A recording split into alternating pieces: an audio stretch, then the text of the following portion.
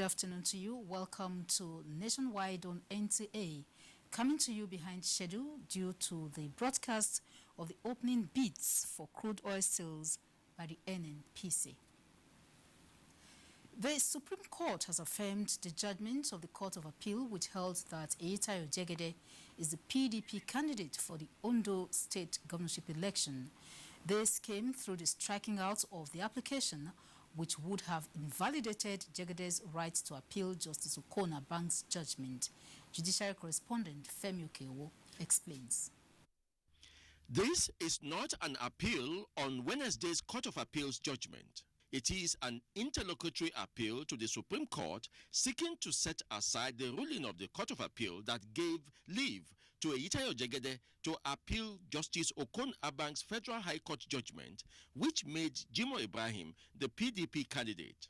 So, in striking out this matter, the Supreme Court said the interlocutory appeal had become academic in the face of the Court of Appeal's judgment, which now recognizes Eyitayo Jegede as the PDP's candidate in Ondo State. By what the Supreme Court has done this morning, the course is now very clear. Court of Appeal is now functus officio.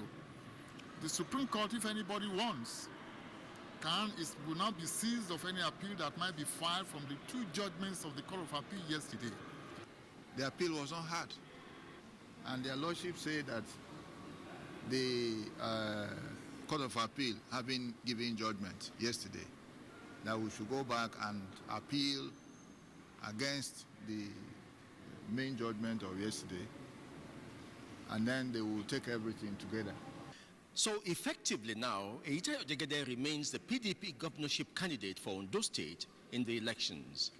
But because of the principle that it is the party that is being floated and not necessarily the candidate, the remnant of the appeal from the Court of Appeal's judgment may again rear its head even after the election. From the Supreme Court, Femi Okewo, NTA News. Independent National Electoral Commission Chairman Mahmoud Yakubu says all is set for the Ondo State government. Then we have another on the current category. Development in the party, Senator Walid Jibril saluted the judiciary for ruling in favor of the caretaker committee. He said they will now focus their attention on uniting members and rebuilding the party after the Ondo governorship election against speculations of forming new party. We have to do opposition well, and we will never leave that party for an unborn party, which we have to start all over. To see how we begin to reposition the party such that those who can be reconciled will be reconciled with. We will settle the problems in the various chapters of the party, and then after prepare for a national convention. In another development, the People's Democratic Movement, PDM, has constituted a 15-member caretaker committee to conduct a national convention for the party within 3 months. The committee is headed by Alhaji Munir Garba. Arrange a convention that will bring off new leadership so that the party can kickstart the process of ensuring that it fields candidate right from the presidential election off to the last level of state assembly. The caretaker committee has representatives of 6 geopolitical zones of the country. In Abuja, Abdullahi Garba Brunonkudu, NTA News. Chief Judge of the Federal Capital Territory, Justice Ishak Bello, has directed that visits to prisons are now to become part of the assessment of magistrates in his jurisdiction. He stated this at the event to mark the 40th year of the Legal Aid Council of Nigeria. Femi Okewo has the report.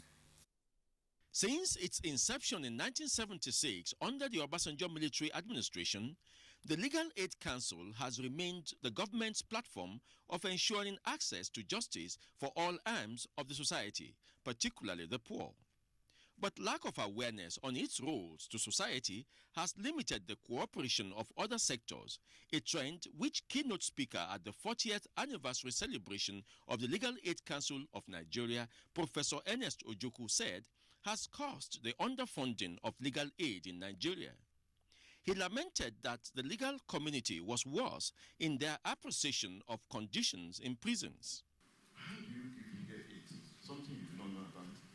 It's impossible. So we have to go back to our education. That should be the focus of the Legal Aid Council. Report. After serving their jail terms in various prisons, these men are returning to the society not as social misfits, but as reformed and well-equipped personalities with skills that will enable them settle down to productive life. This is courtesy of the Nigerian Prison Service. The thinking of a future of a prisoner should be thought by the Nigerian Prison Service. So that means we undergo a process of ensuring that we send back anybody that comes to prison, a reformed person, back to the society. This trade that they learn, they also have trade tests. They go under the Federal Ministry of Labor. We have people that have even graduated as from the National Open University in our various prisons. These ex-convicts have every reason never to go back to their crimes again, not with the provision of these entrepreneurship support. Akinola Fatai from Oyo State is one of the ex-offenders who has completed his 3-year jail term. Like the others who have been empowered on carpentry, welding, barbing and hairdressing, Akintola vows to live a new life with his tailoring skills. I don't even expect this, but I thank God. You know, some people are like, they don't even know my secrets. That if not is from prison, I learned the job. The service promises to replicate the gesture in all its zonal headquarters with a view to spreading the benefit to a greater number of prisoners nationwide. Justin Bem Unyi, NTA News. The Nigerian police says it will continue to advance the knowledge of its personnel and strengthen partnership with relevant international bodies to ensure a safe and crime-free society. The Inspector General of Police, Ibrahim Idris, said this when the Ambassador of China hosted Nigerian police officers after returning from a seminar on security in Guangzhou, China. Oyeyemi Ajayi has the report. 15 officers of the Nigerian police were in Guangzhou, China for a 2-week seminar on security. This is part of efforts of the police leadership's commitment to increase the capacity of its personnel in, among other things, investigative skills and documentation. While thanking the Chinese ambassador and the Chinese government for its support and cooperation with Nigeria, the Inspector General of Police expressed the force's readiness to strengthen the existing cordial relationship. And some other issues affecting the military pensioners is a thrust of this session. Most of the complaints arising are as a result of lack of adequate information or communication between the board and its stakeholders, particularly with our esteemed retirees. We therefore organize this forum to bridge the communication gap. The recent introduction of multi-purpose biometric ID card embedded with financial benefits and to ease verification, as well as inclusion of pensioners into the NHIS are part of federal government's efforts in improving the welfare of pensioners. It is pertinent to state here that the recent approval of the harmonization of pensions by the CNC, Mr. President, should not be misunderstood for increment of pensions. Why is the Military Pension Board proposing a review of its existing act? Because there are certain provisions that are obsolete. Because you can imagine 79 and now, so many things have changed. Officials of the Legion from states of the Federation were in attendance. Ismail Musa, NTA News. President Muhammadu Buhari has felicitated with former Vice President Atiku Abubakar as he turns 70 on Friday, 25th November. In a letter he personally signed, President Buhari said he is delighted to welcome Alhaji Abubakar to the 70s Club and pray that Allah grants him many more years of good health and service to Nigeria. President spokesperson Femi Adesina says that President Buhari stressed that both himself and the former vice president should be grateful to Allah who has granted them the grace to be in the 70s Club. We now join our Lagos Network Center for details of the lecture on the security challenges in the state. And Ademola is on standby for this and more stories. Good afternoon, Ademola. Good afternoon, Phil, and welcome to Lagos. The former Chief of Air Staff, Adeshola Amosu, and 10 others standing trial over alleged 22.8 billion naira has asked the court to disqualify Owobo Tosin, a witness of Economic and Financial Crimes Commission, from testifying in the case. Viera Chimwamba reports that Justice Mohammed Idris of the Federal High Court ruling on that request is still being expected. The former Chief of Air Staff, Adeshola Amusa, was arraigned on the 29th of June by the EFCC alongside Air Vice Marshal Jacob Adigu, Air Commodore Gwadabo Lubenga, and 8 companies. The accused persons had raised objection through their counsel to the competence of the witness to testify in the case. This concern, expressed by Bolaji Ayorinde SAN on behalf of the accused persons, arose from the refusal of the EFCC to attach the statement of the witness to the proof of evidence.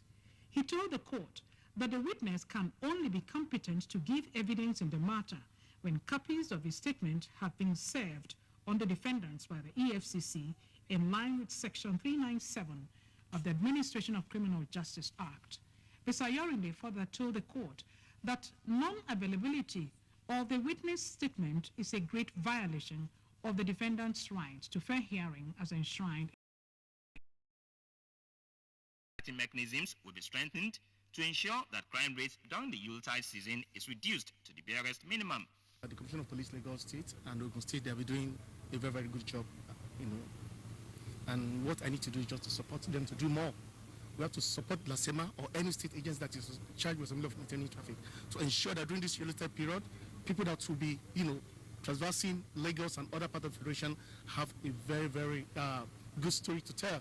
He, however, encouraged the rank and file and the police commands under his watch to brace up for the challenges of crime fighting while assuring them of an enhanced welfare packages to boost their morale.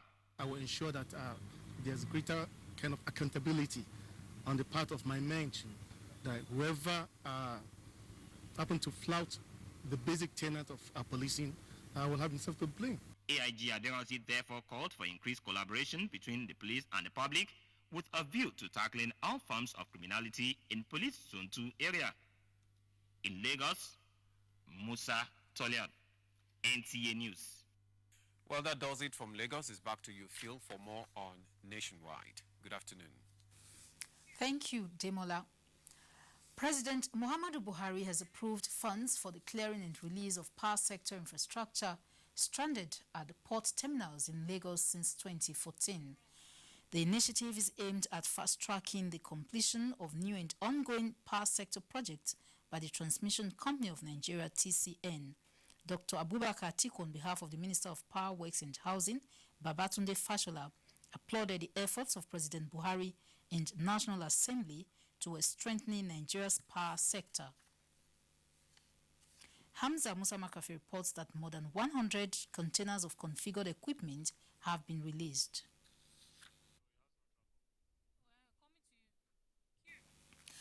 To fast-track development and reduce corruption in Nigeria, government at all levels must synergize with citizens based on change of attitude anchored on transparency and good governance. This was among the views expressed by guests on NTA Current Affairs program, Moment for Thought. And strong leaders in the sense of discipline and patriotism. We need to put in place a reappraisal of our mindset and understand that we must have a paradigm shift. Moment for Thought comes up tonight. We are even looking at having a train that will run from Lagos to Ekiti. We are collaborating, we are interfacing among one another. Host Governor Senator Abiola Ajimobi stressed that this is the period for the realization of the relevance of self-help and self-motivation. Let us resolve as leaders to throw as much paint as we can on this canvas of opportunity. The governors agreed to meet on quarterly basis, hence Ekiti State to host the next meeting come February 2017 in Ibadan. Adebola Ogunlano, NTA News. The new General Officer commanding 2 Division of the Nigerian Army, Brigadier General Chukwunedum Abraham, has promised to consolidate on efforts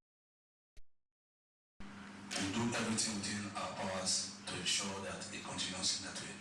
Brigadier General Abraham, who was accompanied by the outgoing GOC Major General Kazim Abdulkarim, said the Nigerian army will not relent in its struggle towards ensuring that Oyo State, Southwest region, and the country are free of security challenges. In Ibadan, Adebola Ogunlana, NTA News. And that's it from Ibadan. It's back to you, Phil. Thank you, Kemi. More news from this end.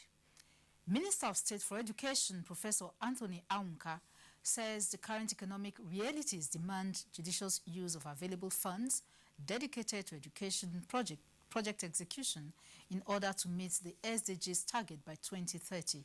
He stated this at a task team review meeting on the implementation status of the SDGs in Abuja. Franca Uzoma Olwa has details. The 2030 Agenda for Sustainable Development recognizes the important role of education as a main driver of development and therefore highlights it as a standalone goal. The SDG 4, which ensures inclusive and equitable quality education and promotes lifelong learning opportunities for all, is seen as transformative and universal. And as the minister puts it, the execution of the SDGs projects demands high level of accountability from stakeholders. The ultimate aim is to produce results in relation to especially manufacturing, textiles and so on, and develop iron and steel and complement the infrastructure development. So really the opportunities are virtually limitless, and we are very, very aware of this, and we are prepared to exploit it to the fullest.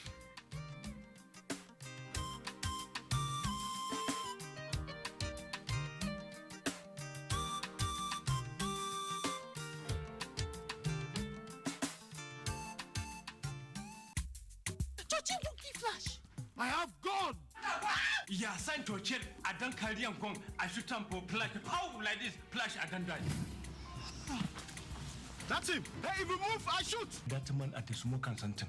But small. You know, say flying bullet, you get it. This week on your award-winning comedy series, Professor John Bull, starring Kanayo Okanayo, Funky Malam, Bimbo Akintola, Ime Bishop, Junior Pope, Stephen Odingbe. If somebody are hold on, go inside the people. What are they carry and do? No, but to shoot the people. On you. Tears there. Jumo, baby, with a big. Informer. You see him for your eye, wearing shoot flash. Yes, sir. Professor John Bull, fasten your seatbelts this Tuesday and Friday, 8:30 to 9 p.m. on NTA Network International and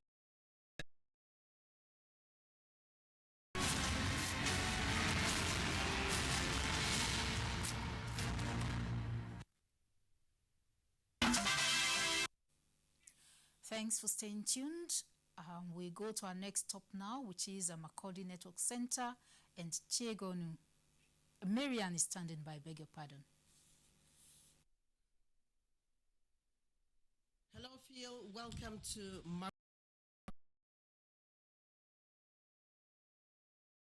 Facebook account. He later undertook an inspection tour of the ICT newsroom and other facilities where he expressed satisfaction. In Makurdi, Achigile Magaji, NTA News. Meanwhile, the National Drug Law Enforcement Agency, NDLEA, has seized fake drugs containing psychotropic substances manufactured in an illegal factory in Jalingo, the Taraba state capital. Joseph Zanas Gambo reports that the illicit drugs are being sold as medicine for the treatment of cough and other related ailments. Displaying the drugs to the media, which is said to contain high level of controlled psychotropic substance such as codeine, diazepam, tramadol, tropinol, and honey, usually prescribed for the treatment of cough, catarrh, and other related illnesses. Taraba State NDLEA PRO Mr. Achibong Peter said none of the command were able to make the seizure following a tip-off from the public. Mr. Achibong Peter pointed out that the command acted on reports that a certain group of people known as Italian Mafia had infiltrated the state, which led to the arrest of one Kenneth OKOCC, who hails from Osu local government of Imo State.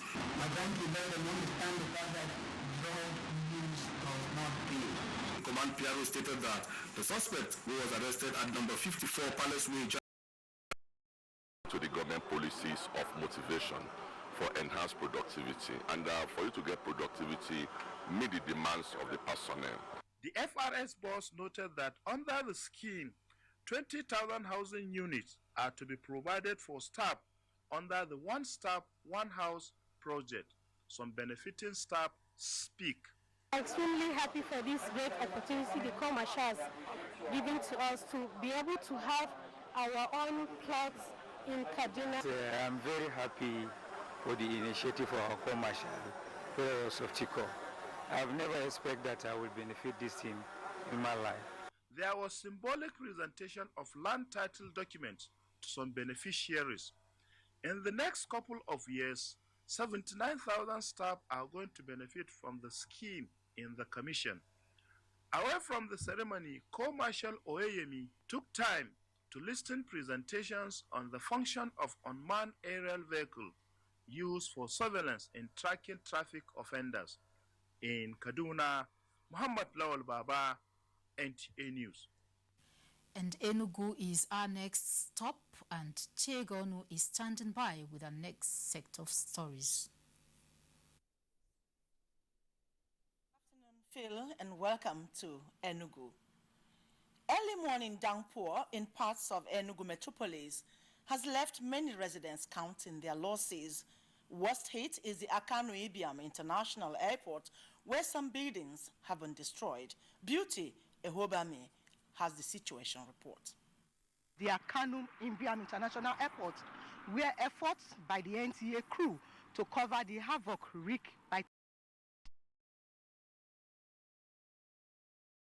flights, as the havoc by the rain is well beyond them. In Enugu, Beauty Ehobami, NTA News.